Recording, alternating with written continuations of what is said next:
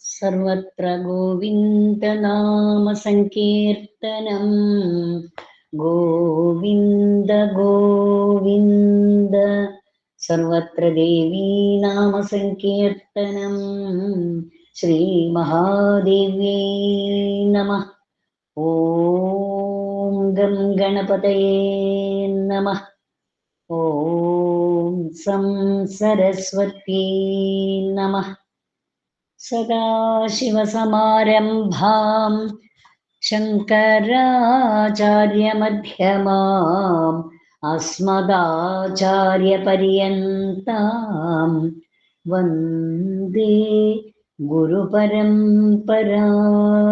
ഓം ശ്രീ ഗുരുഭ്യോ നമഃ. മൂകം കരോതി വാചാലം പങ്കും ലംഘയത്തെ ഗിരിം യത്കൃപാതമഹം വന്ദേ പരമാനന്ദമാധവം. പീതാംബരം കരവിരാജിത ശംഖചക്രകൗമോദകീ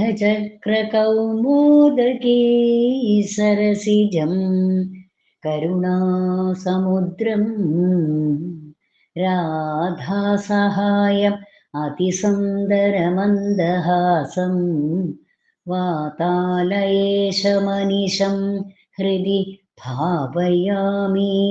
ഗോവിന്ദ ഗോവിന്ദ ഹരേ മുരാരേ ഗോവിന്ദ ഗോവിന്ദ മുകുന്ദ കൃഷ്ണ ഗോവിന്ദ ഗോവിന്ദ രഥാംഗപാണി ഗോവിന്ദ ഗോവിന്ദ നമോ നമസ്തേ. ഓം ശ്രീ ജഗദംബികായൈ നമഃ. നമസ്തേ. നമസ്തേ പ്രിയ ഹരേ കൃഷ്ണ കുടുംബത്തിലെ സജ്ജനങ്ങളെ, സുഹൃത്തുക്കളെ, എല്ലാവർക്കും നല്ലൊരു ശുഭദിനം നേരുന്നു.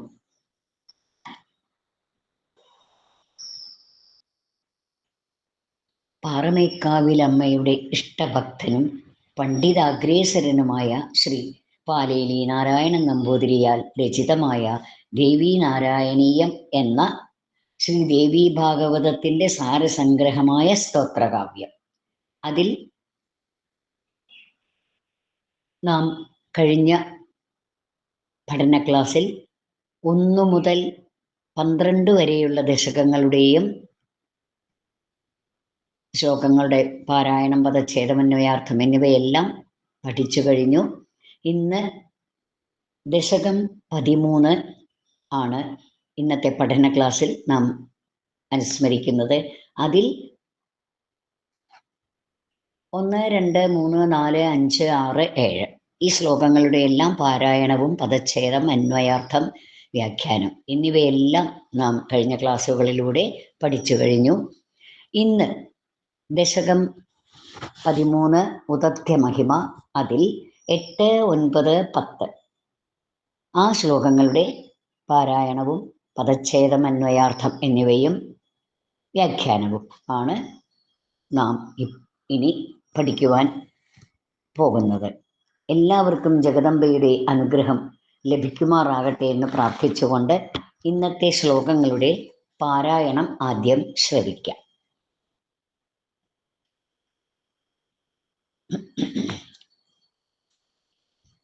ഹരേ കൃഷ്ണ. ഓം ശ്രീ ഗുരുഭ്യോ നമഃ. ശ്രീ ദേവീനാരായണീയം ദശകം 13 ഉദധ്യ മഹിമ, ശ്ലോകം 8 പാരായണം. ദ്രഷ്ടാപരം ബ്രഹ്മ തദേവ ച സ്യാദിതി ശ്രുതി പ്രാഹ ന ഭാഷത്തെ സഹ സദാ ബ്രുവാണസ്തു ന പശ്യതീദമയം ഹി സത്യവ്രതവാക്യസാരഃ. ശ്ലോകം 9. ഭൂയഃ സസാരസ്വത ബീജമന്ത്രം ചിരം ജപൻ ജ്ഞാനനിധിഃ കവിശ്ച വാൽമീകിവത് സർവദിശി പ്രസിദ്ധോ ബഭൂവ ബന്ധൂൻ സമതർപ്പയച്ഛ. ശ്ലോകം 10.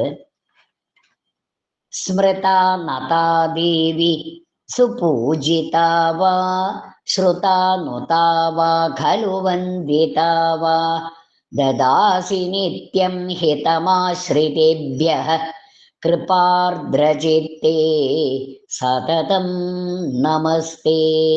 കൃപാർദ്രചിത്തേ സതതം നമസ്തേ.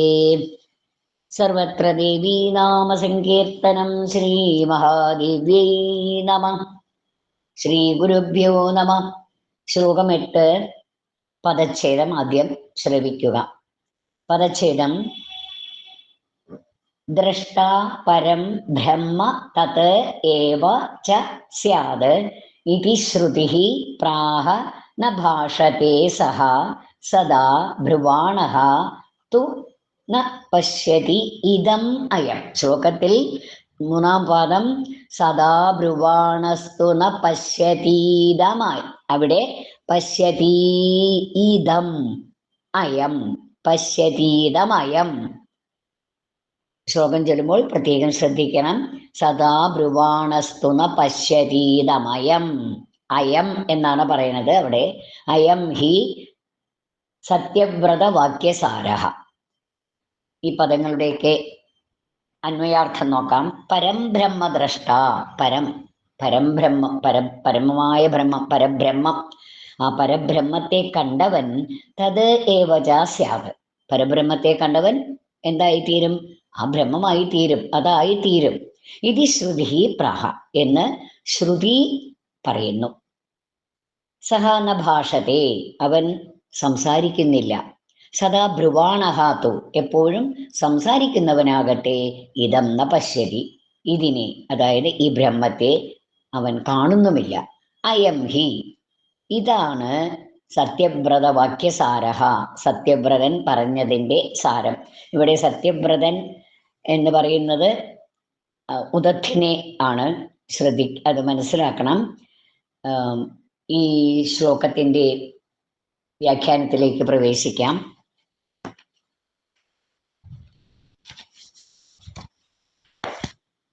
കഴിഞ്ഞ 7-ാമത്തെ ശ്ലോകത്തിൽ പറഞ്ഞു,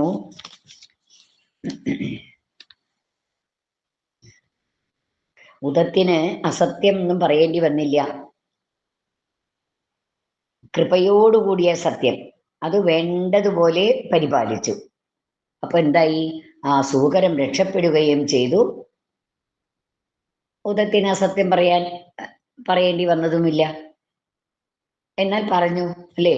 ഉദത്തിൻ ഉത്തരം പറഞ്ഞു. ഇതെല്ലാം എന്താണ്? ഇതെല്ലാം ദേവിയുടെ സങ്കല്പമാണ്. അപ്പോ ഇവിടെ ഏതായാലും ഇവിടെ എന്താ പറയുന്നതെന്ന് വെച്ചാൽ,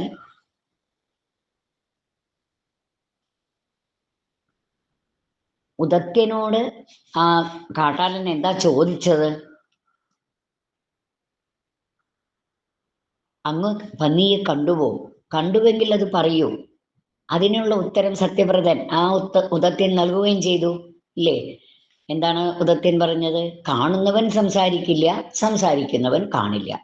അതല്ലേ ഉദത്യൻ ഉത്തരം പറഞ്ഞത്? അപ്പോ ഇവിടെ പറയുന്നത്, പരമമായ ബ്രഹ്മത്തെ കണ്ട ഒരുവൻ തത് ഏവ സ്യാത്, അതായിത്തീരുന്നു. അതായത് ബ്രഹ്മത്തെ അറിയുന്നവൻ ബ്രഹ്മമായി തീരും. എന്തിനെ കുറിച്ച് ചിന്തിക്കുന്നുവോ അതായിത്തീരും. അതാണ് ശ്രുതി പ്രാഹ. ഇങ്ങനെ ശ്രുതിയിൽ പറയുന്നു. കാണുന്ന ആളോ സനഭാഷതി, അവൻ സംസാരിക്കുന്നില്ല. കാണുന്നവന് പറയാൻ പറ്റില്ല. പറയുന്നത് ആരാ? നാവല്ലേ. അപ്പോ കണ്ടതിനെ കുറിച്ച് പറയുകയില്ല. കണ്ടു കഴിഞ്ഞാൽ എന്താണ് കണ്ടത് എന്ന് പറയുകയില്ല അല്ലെ? സഹ ന ഭാഷവേ, അവൻ സംസാരിക്കുന്നില്ല, കണ്ടതിനെ കുറിച്ച് പറയുകയില്ല. കണ്ടു കഴിഞ്ഞാൽ എന്താണ് കണ്ടത് എന്ന് പറയുകയുമില്ല. ഇതൊന്നും കണ്ണിന് പറയാൻ പറ്റില്ല അല്ലെ? അതുപോലെ സദാ ബ്രുവാണഹ തു, എല്ലായ്പ്പോഴും സംസാരിച്ചു കൊണ്ടിരിക്കുന്നവൻ ഇതം ന പശ്യതി, അവൻ ബ്രഹ്മത്തെ കാണുന്നുമില്ല. ഇതാണ് പ്രത്യേകത. ഇതാണ് സത്യവ്രത വാക്യസാരഹ. ഇതാണ് സത്യവ്രതൻ പറഞ്ഞതിന്റെ സാരം എന്ന് മനസ്സിലാക്കുക. സത്യവ്രതൻ പറഞ്ഞു. സത്യവ്രതനോട് ചോദിച്ചു നിഷാദൻ. അപ്പോൾ സത്യവ്രതൻ പറഞ്ഞു, കാണുന്നവൻ സംസാരിക്കില്ല, സംസാരിക്കുന്നവൻ കാണില്ല എന്ന്, അല്ലേ? അപ്പോൾ ഇതാണ് സത്യവ്രത വാക്യസാരം. സത്യവ്രതൻ പറഞ്ഞതിന്റെ സാരം എന്ന് മനസ്സിലാക്കണം. ആ കാട്ടാളൻ സത്യവ്രതന് ആവശ്യപ്പെട്ടതും അത് തന്നെയാണല്ലോ. ചോദിച്ചല്ലോ, സൂകരത്തെ കണ്ടുപോ? അതിന് ഉള്ള ഉത്തരവും പറഞ്ഞു സത്യവ്രതൻ. കാണുന്നവൻ സംസാരിക്കില്ല, സംസാരിക്കുന്നവൻ കാണില്ല. ഇതൊരു ഭ്രാന്തന്റെ ജൽപ്പനമായിട്ടാണ് നിഷാദന് തോന്നിയത്. എന്നാൽ യഥാർത്ഥത്തിൽ ഇത് ഭ്രാന്തന്റെ ജൽപ്പനമല്ല. ഇത് മറിച്ചൊരു വലിയ വേദവാക്യമാണ്. ബ്രഹ്മവിദ് ബ്രഹ്മൈവ ഭവതി. ബ്രഹ്മത്തെ അറിഞ്ഞവൻ ബ്രഹ്മമായി തീരുന്നു എന്നർത്ഥം. ഞാൻ ബ്രഹ്മം തന്നെ. ഈ ജ്ഞാനം മനസ്സിൽ ഉദിച്ചു കഴിഞ്ഞാൽ പിന്നെ അവന് ഒന്നും പറയാൻ സാധിക്കില്ല, ഒന്നും പറയില്ല. കാണുന്നവൻ സംസാരിക്കില്ല എന്ന് പറഞ്ഞതിന്റെ പൊരുൾ ഇതാണ്. ഇതാണല്ലോ ഉദത്യൻ പറഞ്ഞത്, കാണുന്നവൻ സംസാരിക്കില്ല എന്ന്, അല്ലെ? മൗനം. ഇനി മറ്റു തപസ്സാധനകൾ, ഇവയൊക്കെ ചെയ്താലേ ബ്രഹ്മത്തെ കാണാൻ സാധിക്കുകയുള്ളൂ. ബ്രഹ്മത്തെ സാക്ഷാത്കരിക്കാൻ അല്ലെങ്കിൽ അനുഭവിക്കാൻ, ആ അനുഭൂതി നുകരാൻ സാധിക്കുകയുള്ളൂ. എപ്പോഴും സംസാരിച്ചു കൊണ്ടിരിക്കുന്നവർക്ക് ബ്രഹ്മദർശനം അസാധ്യം തന്നെയാണ്. സംസാരിക്കുന്നവൻ യഥാർത്ഥത്തിൽ കാണുന്നില്ല. ഈ കാട്ടാളൻ വേദവിത്ത് അല്ലാത്തത് കൊണ്ട് ഇങ്ങനെയുള്ള രഹസ്യങ്ങളൊന്നും അയാൾക്ക് ഉൾക്കൊള്ളാനും ആയില്ല. അതായത് സത്യവ്രതൻ പറഞ്ഞതിന്റെ ആ സാരമൊന്നും അതൊന്നും ഉൾക്കൊള്ളാനായില്ല. എന്തുകൊണ്ടാ ആ കാട്ടാളൻ അത് ഉൾക്കൊള്ളാനാകാതിരുന്നത്? വേദവിത്തല്ലാത്തത് കൊണ്ട്. ആ കാട്ടാളൻ വേദവിത്തല്ലാത്തത് കൊണ്ട് ഇങ്ങനെയുള്ള രഹസ്യങ്ങൾക്കൊന്നും അതൊന്നും അയാൾക്ക് ഉൾക്കൊള്ളാനായില്ല, മനസ്സിലായതുമില്ല അയാൾക്ക്. പിന്നെ അയാൾക്ക് എന്താ തോന്നിയത്? ഇത് വെറും ഒരു ഭ്രാന്തന്റെ ജൽപ്പനമായിട്ടാണ് അയാൾക്ക് തോന്നിയത്. സജ്ജനങ്ങളൊക്കെ പറയുന്ന കാര്യങ്ങൾ അത് മനസ്സിലാക്കേണ്ടുന്ന ബുദ്ധിയും ജ്ഞാനവും ഒന്നും ഇല്ലാത്തവർക്ക് അത് വെറും ഒരു ജൽപ്പനമായിട്ട് തോന്നും. അത് മനസ്സിലാക്കുന്നവർക്കോ അതിൻ്റെ തത്വത്തെ മനസ്സിലാക്കുവാൻ കഴിയും, അത് ഉൾക്കൊള്ളുവാനായിട്ട് സാധിക്കും എന്നാണ് 8ാമത്തെ ശ്ലോകത്തിലൂടെ വ്യാഖ്യാനിച്ചിരിക്കുന്നത്. 9ാമത്തെ ശ്ലോകത്തിന്റെ പദച്ഛേദം നോക്കാം. ഭൂയഃ സഹ സാരസ്വത ബീജമന്ത്രം ചിരം ജപൻ ജ്ഞാനനിധിഃ കവിഃ ച വാൽമീകിവത് സർവദിശി പ്രസിദ്ധഃ ബഭൂവ ബന്ധൂൻ സമതർപ്പയച്ച. അന്വയം: ഭൂയഃ സഹ, പിന്നീട് അദ്ദേഹം, ഇവിടെ അദ്ദേഹം എന്ന് ഉദ്ദേശിക്കുന്നത് ഉദത്യനെയാണ്. സാരസ്വത ബീജമന്ത്രം, അതായത് വാഗ്ബീജമന്ത്രം. എന്താണ് വാഗ്ബീജമന്ത്രം? ഐം എന്ന മന്ത്രം. ചിരം ജപൻ, വളരെ കാലം ജപിച്ച് ജപിച്ച് ജപിച്ച്, വാൽമീകിവത്, വാൽമീകി എന്ന പോലെ, ജ്ഞാനനിധിഃ കവിഃ, ജ്ഞാനനിധിയും കവിയുമായി, സർവദിശി, സർവത്ര, പ്രസിദ്ധഃ ബഭൂവ, പ്രസിദ്ധനായി തീർന്നു, ബന്ധൂൻ സമതർപ്പയത് ച, ബന്ധുക്കളെ തൃപ്തിപ്പെടുത്തുകയും ചെയ്തു. ഈ ശ്ലോകത്തിന്റെ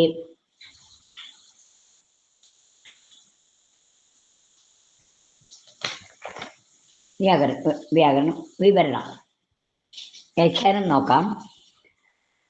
ഇവിടെ ഉദത്തിന്റെ ജനനകഥ ഒന്നുകൂടി ഓർക്കണം നാം. 12ാമത്തെ ദശകമാണ് ഉദത്യന്റെ ജനനം, അല്ലെ? അത്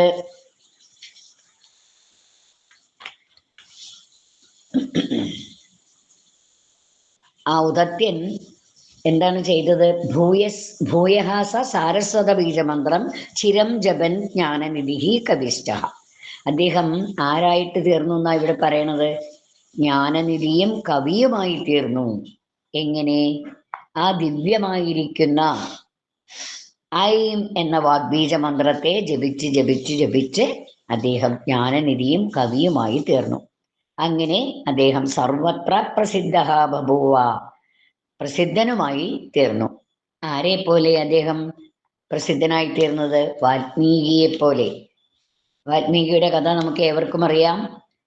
രാമായണത്തില് രത്നാകരൻ എന്ന കാട്ടാളൻ അല്ലേ, അദ്ദേഹം എന്താണ് ജപിച്ചത്? രാമരാമ എന്നുള്ളത് തിരിച്ചു പറഞ്ഞുകൊണ്ട് അല്ലേ, മരാ മരാ മരാ മരാ, അതൊന്ന് തുടർച്ചയായിട്ട് പറയുമ്പോൾ എന്താവും? രാമ എന്നാവും അല്ലേ. ആ കാട്ടാളൻ കവിയും ജ്ഞാനിയുമായിട്ട് മാറി. ഇവിടെ കേവലം മൂഢനായ ഒരാള് ഉദത്യൻ ഭഗവതിയുടെ കൃപ കൊണ്ട് അല്ലെങ്കിൽ ഭഗവതിയുടെ അനുഗ്രഹം കൊണ്ട് കവിയായി മാറി, ജ്ഞാനനിധിയായി മാറി. എന്തുകൊണ്ടാണ്? ആ മന്ത്രം, സാരസ്വത ബീജമന്ത്രം വളരെ കാലം ജപിച്ച് ജപിച്ച് ആ ഉദത്യൻ കവിയും ജ്ഞാനനിധിയുമായിട്ട് മാറി, ജ്ഞാനത്തിന്റെ ഭണ്ഡാരമായി മാറി എന്നാ പറയണത്. ഉദത്യന്റെ കഥ നമുക്ക് അനുസ്മരിച്ചല്ലോ. ആ ഉദത്യനെ ദേവദത്തിന് ലഭിച്ചത് യജ്ഞസന്തതിയായിട്ടാണ് അല്ലേ ഉദത്യൻ വന്നത്. യജ്ഞം ചെയ്തിട്ടാണ് ഉദത്യൻ ജനിച്ചത്. ഗോപിലന്റെ ശാപം കൊണ്ട് അതായത് ആ മുനിയുടെ ശാപം മൂലം മൂഢനായി തീരുകയും ചെയ്തു. അതേപോലെ ആ മുനിയുടെ ശാപമോക്ഷം, ആ ശാപത്തിൽ നിന്ന് വിടുതൽ നേടാനുള്ള അനുഗ്രഹവും കൂടി ആ മുനി ദേവദത്തിന് കൊടുത്തു.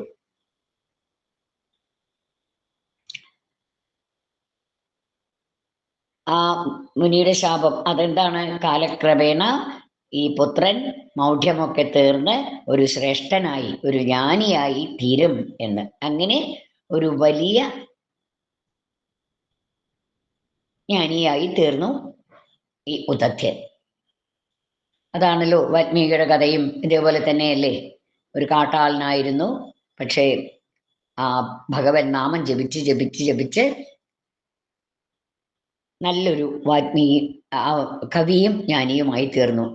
അങ്ങനെയല്ലേ, ശ്രീ നാരദ മഹർഷിയുടെ അനുഗ്രഹം കൊണ്ടാണ് അത് വാൽമീകി ഒരു ജ്ഞാനനിധിയായി തീർന്നത്. അറിയാതെയാണ് ജപിച്ച് ജപിച്ച് രത്നാകരൻ എന്ന കാട്ടാളൻ വാൽമീകിയായി മാറിയത്. നോക്കൂ, രാമ എന്ന് പറയുന്നത് നേരെ തിരിച്ചാ പറഞ്ഞത്. അതിന്റെ അർത്ഥമൊന്നും മനസ്സിലായില്ല, പക്ഷെ പറഞ്ഞപ്പോൾ അത് രാമ എന്നായില്ലേ. മരാമ രാമ രാമ രാമ രാമ രാമ. വാൽമീകത്തിൽ നിന്നും ഉണ്ടായതുകൊണ്ട് വാൽമീകിയായി. അതുപോലെ ഉദത്യനും കവിയായി മാറി. ദേവീ മഹിമ, ബ്രഹ്മാവ് നാരദന് ദേവിയുടെ മഹിമ പറഞ്ഞു കൊടുത്തു അല്ലേ.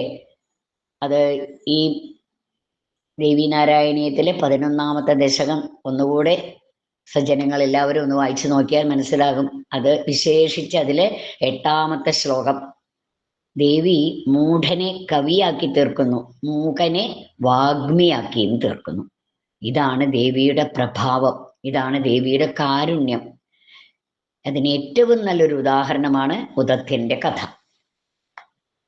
മൂകം കരോതി വാചാലം പങ്കം ലംഘയതേ ഗിരിം അല്ലെ, അങ്ങനെയല്ലേ പറയണത്. മൂകനെ വാചാലനാക്കുന്നു, മൂഢനെ കവിയാക്കിയും തീർക്കുന്നു.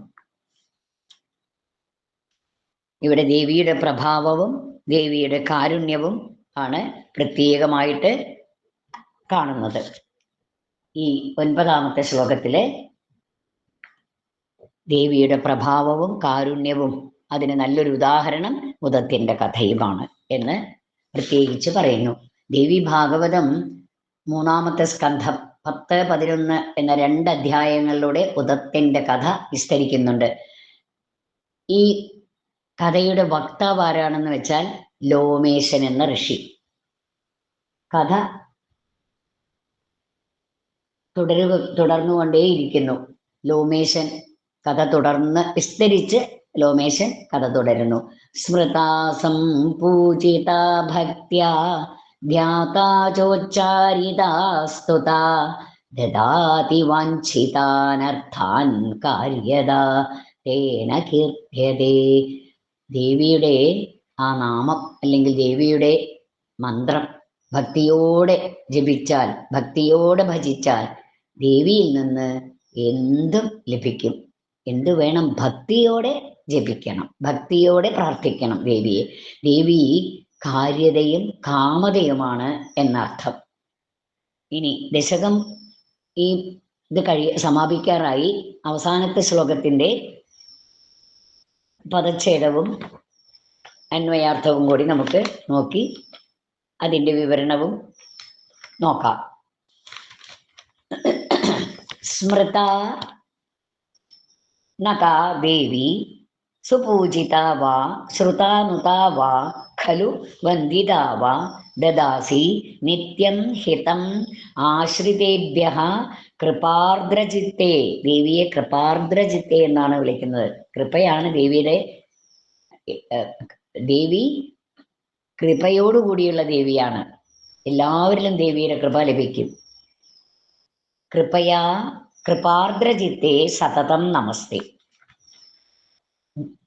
ഇതിൻ്റെ ഈ ശ്ലോകത്തിലെ പദങ്ങളുടെ അന്വയാർത്ഥം, ദേവി സ്മൃത, അല്ലയോ ദേവി അവിടുത്തെ സ്മരിക്കുകയോ, നതാ സുപൂജിതാവ നമിക്കുകയോ പൂജിക്കുകയോ, ശ്രുതാനുതാവ കേൾക്കുകയോ സ്തുതിക്കുകയോ, വന്ദിതാവ വന്ദിക്കുകയോ ചെയ്താൽ അവിടുന്ന് ആശ്രിതേഭ്യഃ ആ ആശ്രിതന്മാർക്ക്, ദേവിയെ സ്മരിക്കുകയോ നമിക്കുകയോ പൂജിക്കുകയോ ദേവിയുടെ കീർത്തനങ്ങൾ കേൾക്കുകയോ ദേവിയുടെ കീർത്തനങ്ങൾ സ്തുതിക്കുകയോ വന്ദിക്കുകയോ ചെയ്താൽ ആ ആശ്രിതന്മാർക്ക് നിത്യം ഹിതം ദദാസി ഖലു എപ്പോഴും ഭാവി നന്മ നൽകുന്നു.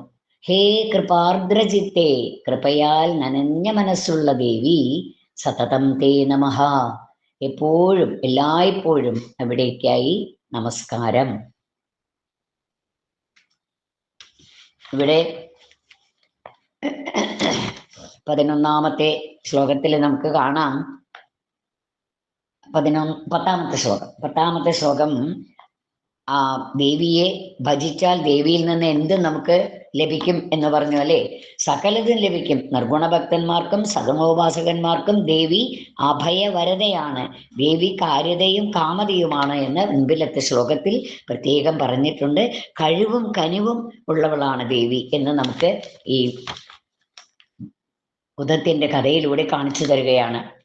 ഇവിടെ 10ാമത്തെ ശ്ലോകത്തില് സ്തോത്രകർത്താവായ ശ്രീ പാലേലി നാരായണ നമ്പൂതിരി തന്റെ ശ്ലോകത്തെ സമ്പൂർണമാക്കുകയാണ്. സ്മൃതാനതാ ദേവി, അല്ലയോ ദേവി അവിടുത്തെ സ്മരിക്കുകയോ നമിക്കുകയോ പൂജിക്കുകയോ അല്ലെങ്കിൽ കേൾക്കുകയോ സ്തുതിക്കുകയോ വന്ദിക്കുകയോ ചെയ്താൽ ആ ആശ്രിതന്മാർക്ക്, ആ ദേവി ഉപാസകന്മാർക്ക്, ആ ഭക്തന്മാർക്ക് നിത്യം ഹിതം ദദാസി ഖലു, അവർക്ക് എല്ലായ്പ്പോഴും എല്ലാ നന്മകളും, അവർ എന്താണോ ആഗ്രഹിക്കുന്നത് അതവർക്ക് വേണ്ടത് ഭാവി നന്മ നൽകുന്നു ദേവി. കൃപയാൽ നനഞ്ഞ മനസ്സുള്ള ദേവി, എപ്പോഴും കൃപയുള്ള ദേവി, സതതം നേ നമ, എപ്പോഴും അങ്ങേക്കായി അല്ലെങ്കിൽ അവിടത്തേക്കായി ദേവിക്കായി നമസ്കാരം എന്ന് ഈ സ്തോത്രകർത്താവ് ദേവിയെ സ്തുതിക്കുകയാണ്. ആ ദേവിയുടെ നാമം പാടി ദേവി മഹിമ വർണ്ണിച്ച് ജീവിച്ചാൽ നമ്മളെല്ലാവരും അപ്രകാരം ചെയ്താൽ, ദേവി ഉപാസനാ മാർഗങ്ങൾ പലതുമുണ്ട്. പക്ഷേ ഏറ്റവും എളുപ്പമായ മാർഗം എന്താണ്? ദേവീനാമങ്ങൾ ഭക്തിയോടുകൂടി ജപിക്കുക. ലളിതാ സഹസ്രനാമം വളരെ ഭക്തിയോടുകൂടി ജപിച്ചാൽ മാത്രം മതി, അത് ശ്രവിച്ചാൽ മതി. ഭക്തിയോടുകൂടി ആരെങ്കിലും ചൊല്ലുന്നത് നമ്മൾ ഭക്തിയോടുകൂടി നമ്മുടെ മനസ്സിൽ അത് നമ്മുടെ ചെവിയിൽ കൂടെ അത് കേട്ടാൽ മതി. കൃപാർദ്രയായ ദേവി അവർക്ക് നന്മകൾ നൽകുന്നു എന്നാണ് പറയുന്നത്. ദേവി ഉപാസനാ നാമങ്ങളൊക്കെ പലതുമുണ്ട്, അതിന് പല മാർഗങ്ങളുമുണ്ട്. ഭാഗവതത്തിൽ പ്രഹ്ലാദൻ പറയുന്ന ഭക്തിയുടെ നവലക്ഷണങ്ങൾ ഇവിടെ നമുക്ക് ഓർക്കാം. ശ്രവണം, കീർത്തനം, സ്മരണം, പാദസേവനം, അർച്ചനം, വന്ദനം, ലാസ്യം, സഖ്യം, ആത്മനിവേദനം, അല്ലേ? നമ്മളതൊക്കെ ഭാഗവതം വായിച്ചവർക്ക് എല്ലാവർക്കും അറിയാമത്. അങ്ങനെ ഏതെങ്കിലും ഒന്ന് ചെയ്താൽ ദേവി അനുഗ്രഹിക്കും. ദേവി സന്തോഷിച്ച് അനുഗ്രഹിച്ചു. സ്തോത്രകാരൻ ഇതാ ഇവിടെ ദേവിയെ പ്രണമിച്ചുകൊണ്ടാണ് സാധാരണ പോലെ പതിവ് പോലെ അദ്ദേഹത്തിൻ്റെ ഈ 13ാമത്തെ ദശകവും ദേവിയുടെ തൃപ്പാദങ്ങളിൽ സമർപ്പിക്കുന്നത്. ഇതോടുകൂടി ഉദത്തിന്റെ കഥ ഇവിടെ പൂർത്തിയാവുകയാണ്. സജ്ജനങ്ങളായ എല്ലാവരും